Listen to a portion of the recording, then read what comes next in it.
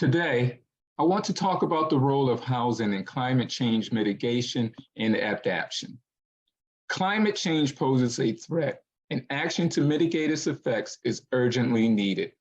Achieving significant reductions in emissions will require altering many aspects, including the construction and energy efficiency of residential housing. Housing relates to climate change in two ways. First, the location, construction, and energy consumption of homes directly affect their contributions to greenhouse gas emissions and climate change. Second, where housing is located and how it is constructed offer residents varying degrees of exposure to and protection from climate-related risks and hazards. For this tailored thought, I am just going to touch upon the first. The manufacturing, transportation, and building processes of the residential construction industry constitute approximately 10% of total global energy consumption, mostly from non-renewable sources. Energy use for homes once built accounts for 19% of US greenhouse gas emissions. The location of housing relative to residents' work and other destinations and the modes of transportation required and available to make those trips can contribute to greenhouse gas emissions. Research shows that low-density suburban environments generate more emissions than compact environments in the same city, and the more a city is marked by sprawl overall, the more emissions it generates. Evidence suggests that increasing the share of multifamily housing and pursuing efforts to densify housing can net significant reductions in emissions, but the real key is to link it smartly to public transit.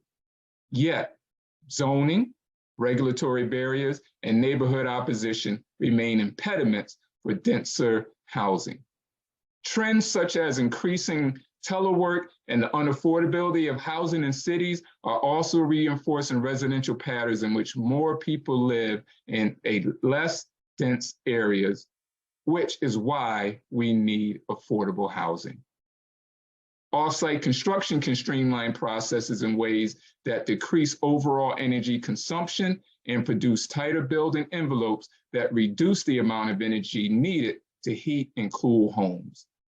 For on-site construction, using local materials and engaging in practices that reuse and otherwise recycle demolition and construction waste can lower energy.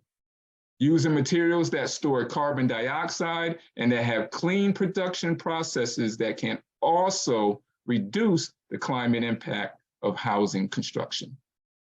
Other strategies, such as extending the life of a building, also reduce overall emissions.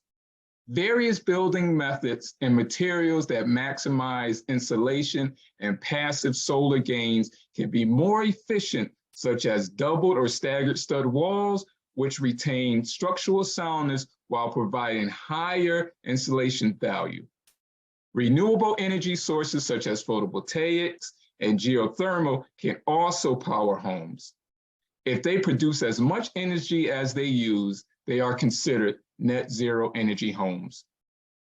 I apologize for the architectural designer and me getting into the weeds a little bit, but this is why we at NHS of Waterbury have an unwavering design commitment to quality, comfortable, healthy, efficient, carbon and cost-saving green homes.